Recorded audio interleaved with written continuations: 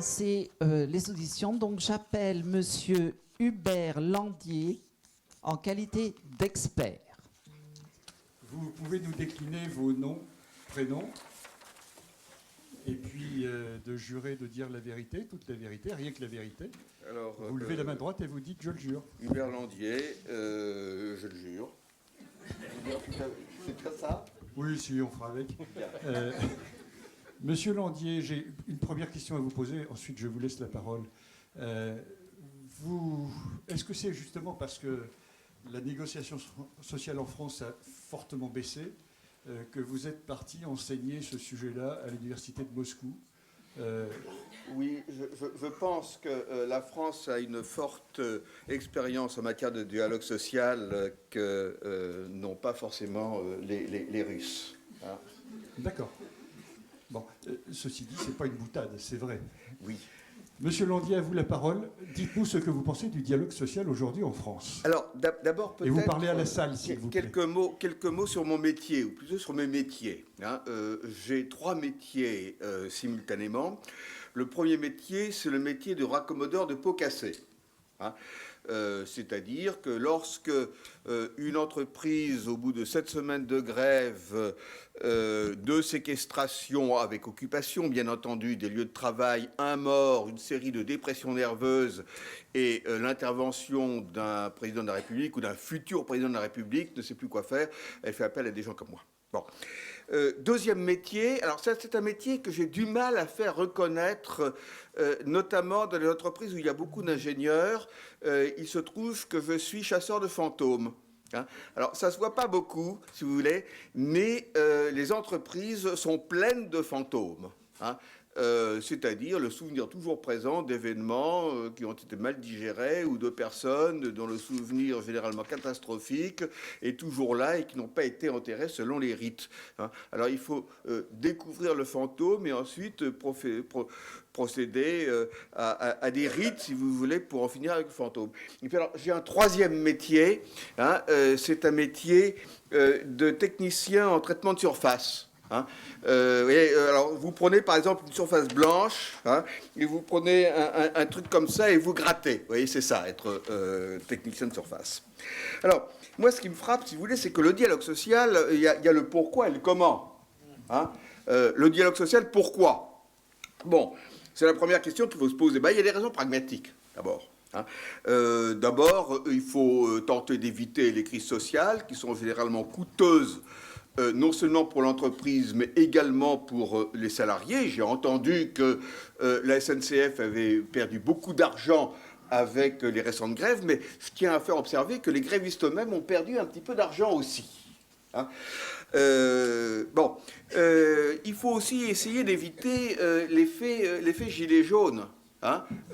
S'il n'y a plus de syndicats dans les entreprises, nous allons avoir des gilets jaunes et ça pose d'autres problèmes. Hein.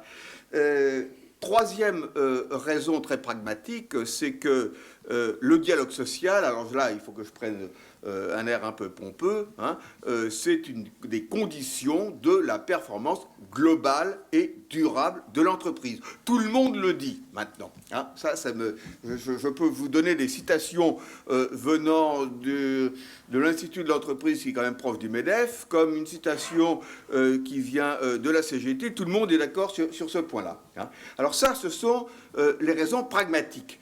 Et puis, il y a des raisons philosophiques également.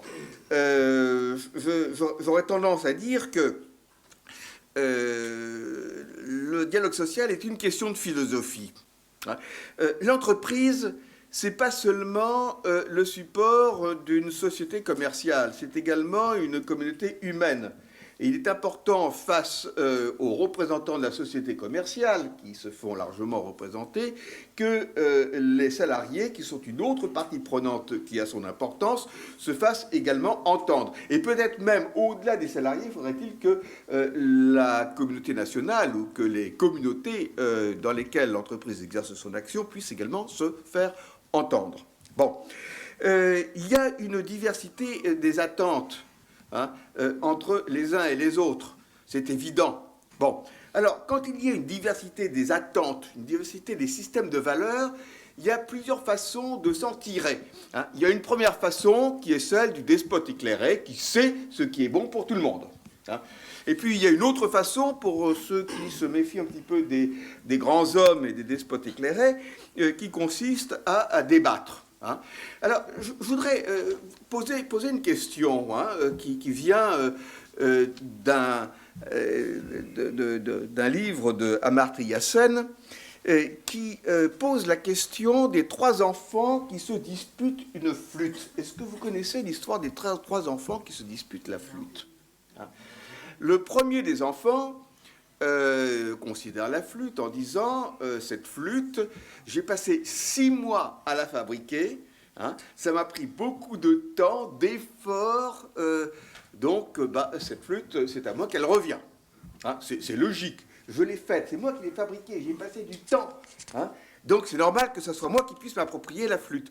Quels sont ceux et celles d'entre vous qui sont d'accord avec cette opinion? Il y a quelqu'un qui est d'accord là-bas? Non? Bon. Alors, le deuxième enfant, il dit non, c'est complètement stupide. Hein, tu l'as peut-être faite, la flûte, mais tu es incapable d'en jouer.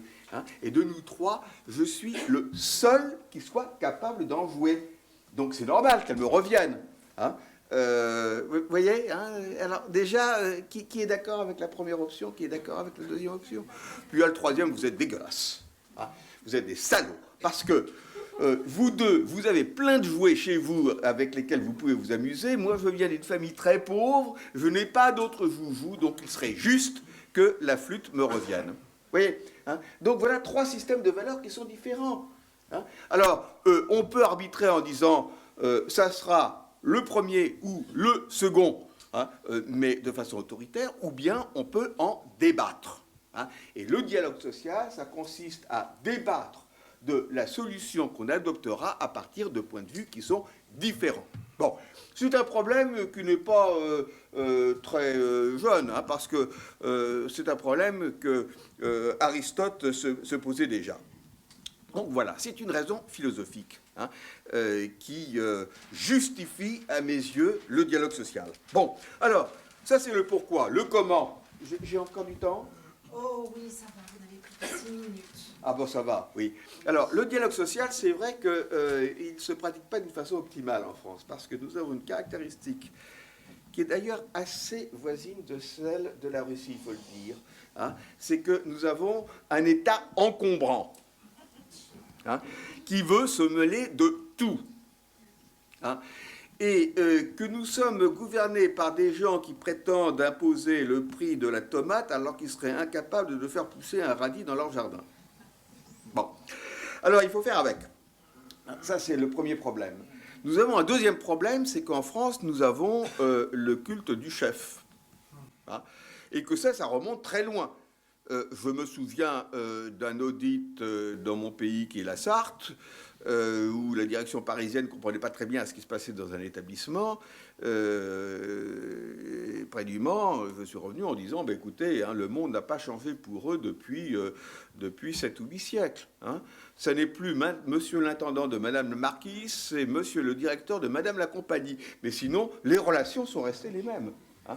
La grande entreprise française, je ne parle pas de l'entreprise américaine, hein, elle est héritée, si vous voulez, du domaine féodal. L'entreprise américaine, elle est héritée du convoi de cow-boys en marche vers l'ouest. C'est un peu différent. Bon. Mais il y a une continuité, si vous voulez, qui fait qu'on valorise fortement le chef. Hein. Alors, ça ne facilite pas le dialogue social. Alors, là, on a des problèmes à résoudre. Hein. Je pense que ça n'est pas facile de calculer les niveaux souhaitables de négociation. Je suis plutôt girondin que jacobin. Hein. Et par conséquent, qu'il vaut mieux partir du bas, hein, selon le principe de subsidiarité. Hein, et de faire remonter que ce qui ne peut pas être traité vraiment sur le terrain. Et donc, il faut partir de l'entreprise, voire même de l'atelier. Hein. C'était une réponse qui m'avait été faite par un président du CNPF. C'est d'ailleurs une des rares fois que j'ai été d'accord avec lui. Donc, partir de de l'entreprise et faire remonter ce qui devrait être traité au niveau de l'entreprise. Hein.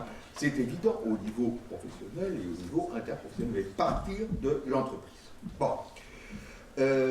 Deuxième point, je pense que le CSE gagnerait à être présidé par un élu, comme en Allemagne, comme dans les pays d'Europe du Nord, où que je sache, ça ne se passe pas si mal que ça.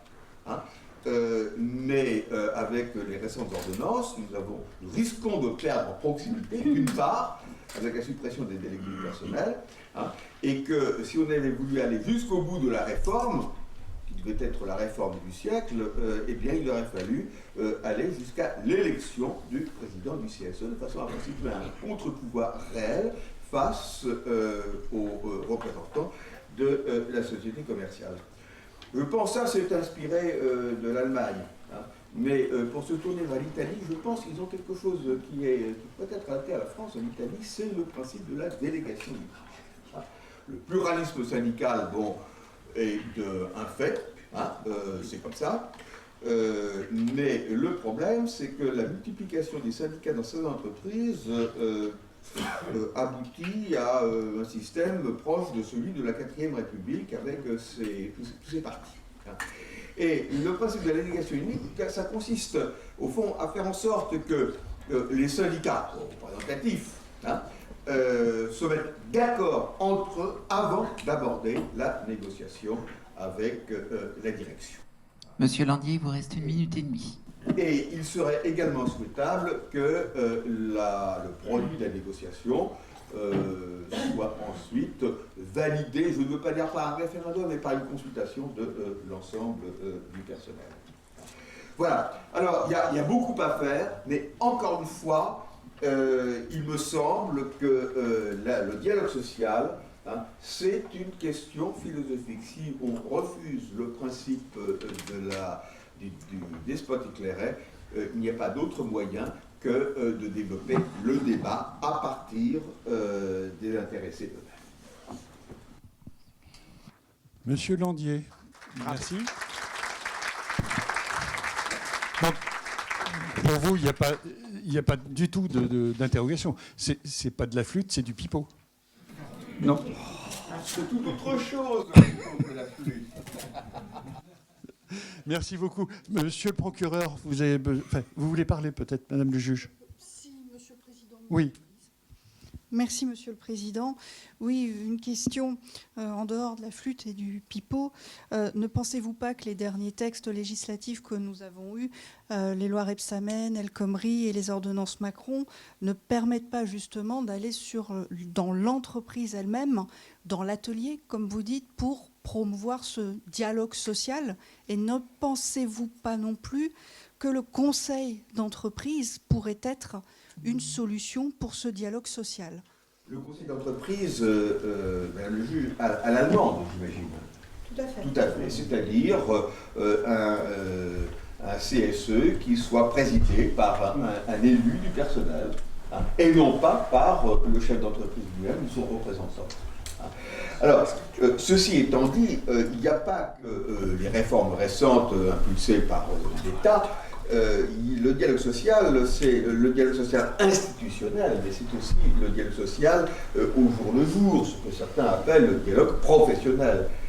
C'est-à-dire que quand je vois un patron maçon casser la croûte avec ses 3 ouvriers au bar tabac PMU restaurant du coin, avec la formule à 9 €, café compris, et vin rouge compris, eh bien, il pratique du dialogue social.